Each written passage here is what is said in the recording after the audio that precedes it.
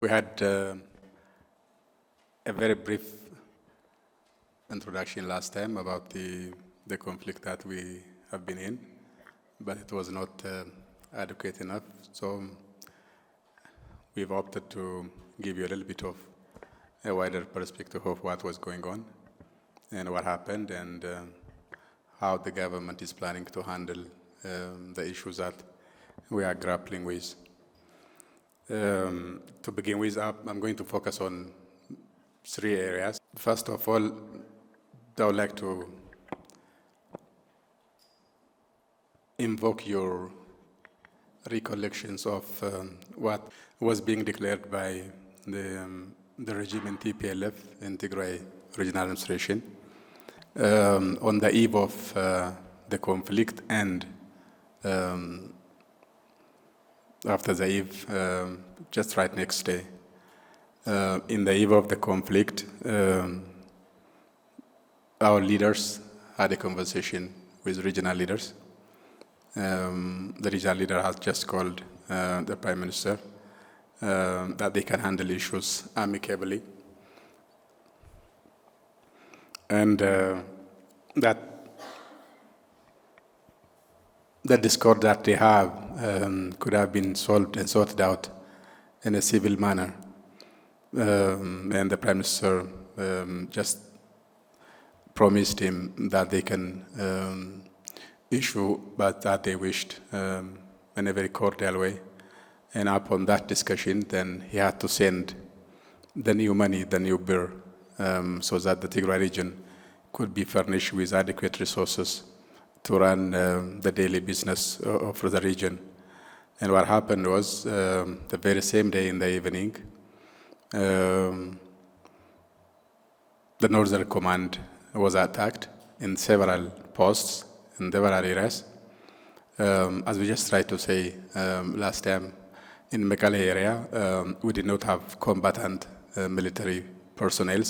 We had only staffers, health workers and administrative staffs, though we did not have soldiers here.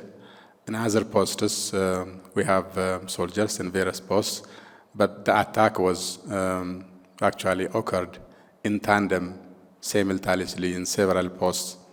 In Mekelle, it was easier because we did not have many soldiers. In other areas, they tried to extricate themselves, first repelling the attack, and then protect themselves. And then they managed to escape and retreat in some areas to Eritrean border, in the other areas to the safer hideouts. In some posts, like in Daglash, you might have heard, it took them 3 days for the Brigadier General to save his forces, which was being attacked for 3 consecutive days until the other forces arrived and then rescued them. In Mekelle, they managed to easily subdue the whole compound because we did not have enough arms and personnel there. And then the next day, what you heard was the declaration by the Tigrayan leaders that now they equipped themselves, they armed themselves with the weaponry which can attack anybody if whoever comes and dares to face with them, they were ready to fight and combat to the very end. On the other account, again, I want to invoke your recollection, is they just said when the government of Ethiopia declared the cease of rockets and missiles which could go up to 300 kilometers, they went out and said, not only 300, but we are capable of striking Addis and Debrozet. Well, our aircrafts could land and fly, they can strike real time. So that was their account, which means they attacked the command force, then again they took the arms, they equipped themselves, and then they were too adamant and confident they can attack the federal government and then also the capital. So this is the account of who began the conflict in the first place, because they didn't hide, they didn't mince their words, They were even brazenly bragging about the seizure of the armaments that they had. So then the government forced it to take actions, and then it waged the campaign based on the three very clear objectives. And so that takes us to the objective of the campaign and the operation that's going on now. As it was stated by the Prime Minister last time, now this campaign was very much unwarranted, very much unprovoked, and it's very much heinous and downright treasonous. So by all means, it has to be redressed. If Ethiopia has to sustain, like any other country, rule of law has to be prevailed, the constitution has to be upheld, and then we have to make sure that no one, not any entity, a group or individual, whether armed or not armed, could be allowed to run amok and become the law unto itself. So a country has to be run by the rule of law. So any region, any group, any district has to abide by the constitution, and the federal government has a moral, legal, and constitutional right and obligation to make sure that happens. So the very objectives of this operation then are none but three, and very much clear. One is because of it is imminent danger. The artillery, the arsenal that the Tigray region and the TPLF gang admitted to have a seizure of either has to be arrested, has to be taken away, or destroyed, lest it would strike its own people, Ethiopians in various parts of the region, and also neighboring countries, so that it can draw the neighboring countries into the conflict, and then to ascribe the issue as if the federal government has called in an alien element so that they will be attacked. That could again would be tantamount to treasonous, because you cannot collude with an alien element to attack your own people. That cannot be done, but that's what they want the issue to appear. So it has to be destroyed, or it has to be arrested from seizure, because they admitted they have a rocket and a missile that can go up to 700 kilometers. That means from Mekelle to Addis or Bishoftu, it's almost equal to 600 to 700 kilometers. So if they have it upon their own account, then it has to be destroyed, because no region, no district is allowed to be armed with such a devastating arsenal. That's only the responsibility of the federal government. The second objective of the operation is to make sure the constitution is upheld and rule of law prevailed in Ethiopia. And that's also the obligation and duty of federal government. And in such a way also to make sure that the ringleaders have to be brought under the law and have to be judged by the book. It's only then that we have a country of all. It's only then that we can have a country whereby everyone can breathe an air of democracy in the open political space. If we allow an entity to be armed and to threat the federal government, to compel to sit down and talk just because an entity is armed, and then it will be the land of the law of the bush. It will not be the land of the law. So these guys, they wish to invoke the Orwellian theory. They don't wish and they don't believe, and they are not willing to be one among us. If they rule, then we'll be together. If others would rule in their turn, upon even democracy, upon even people's choice, then they are not the ones to come to the terms and to come to the fold. Unless they call the shots, then they are not with us. That is the option of the ringleaders there. But this operation will be short. its objectives are very much clear, and the government will make sure that unintended consequences will be less, and then civilians will be protected in as much due care as possible, and only sports targets whereby arms that belong to the federal government would either be reconquered and captured or destroyed so that these elements would not use them against the people of Ethiopia in various corners. This is how the conflict was begun and then what the government is doing. But it's also good to remind you the genesis. What happened in the last 2.5 years?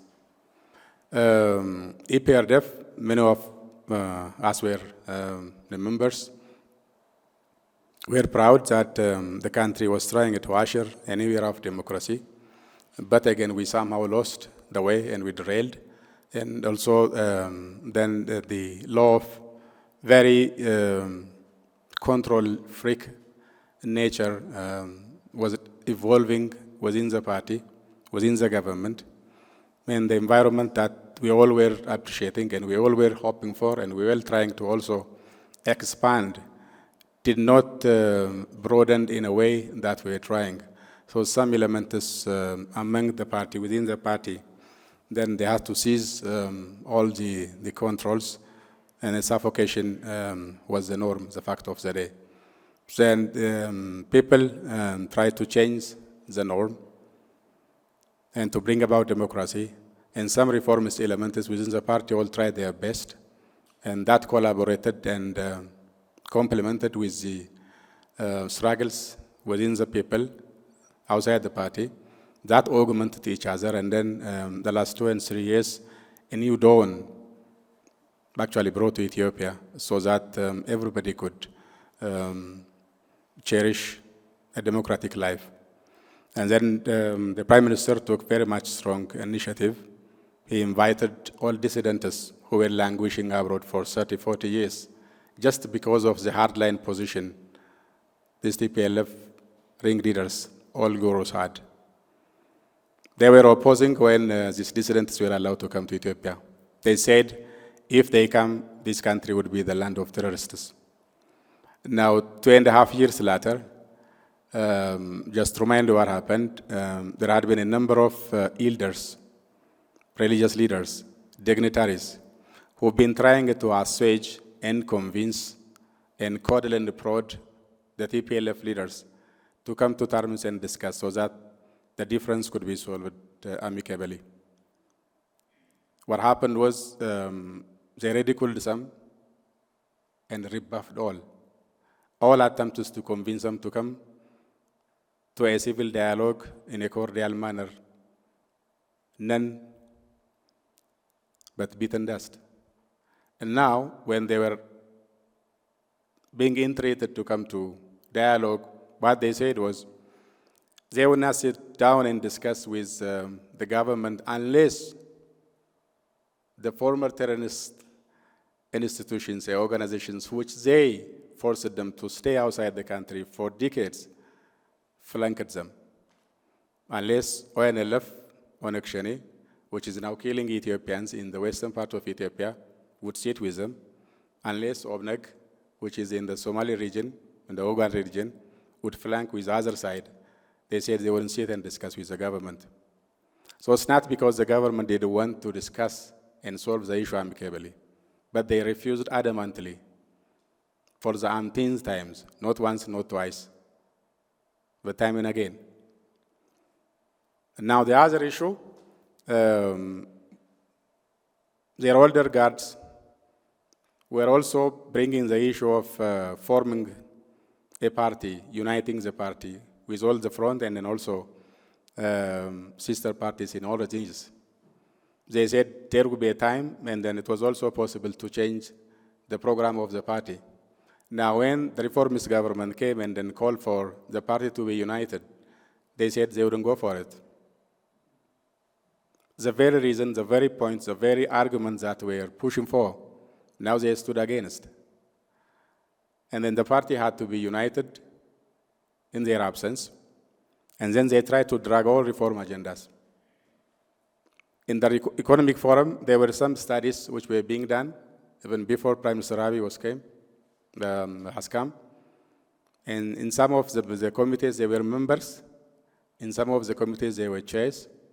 And many of recommendations they were in. Now, when Abiy tried to implement some of the reforms, domesticating it as a homegrown economy, they went out and attacked it, as if Abiy derailed from the democratic and developmental path. So all economic reform agendas, they tried to derail, they couldn't succeed. When prisoners were decided to be released, they vehemently opposed. Some of the prisoners who were released were those who were waiting in the death row, because they were the ones which were actually put by now, guys who are purporting to struggle for democracy, hiding in Mekelle in some hotels. They opposed releasing prisoners. Now prisoners were released.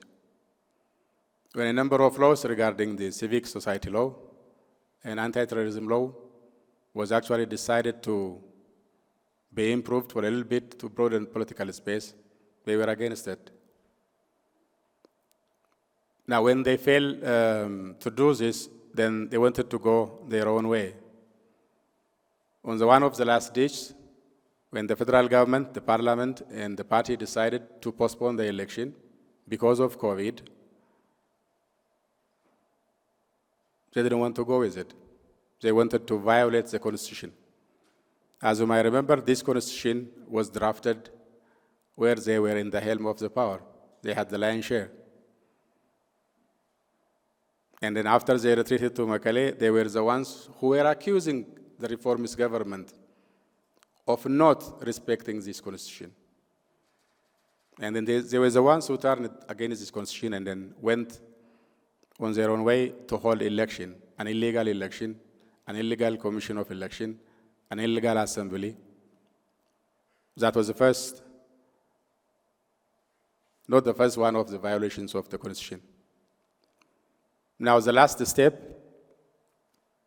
which is a red line, which is very much irredeemable, is attacking Ethiopian National Defense Forces. That is the symbol and the last ditch of a sovereignty of any country.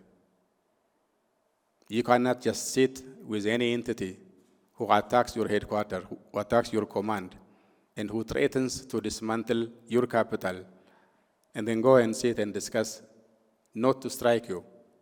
So the first thing any country does is to demolish, to destroy that threat, and then to sit down and talk, so that lasting peace would come and prevail. So that's what this government is doing. And that's why we are saying its objectives are limited and very clear. And it is salvaging the nation, salvaging the sovereignty of the country, and then making sure that this country holds together. And then we'll sit and talk with whoever has a discord with the government.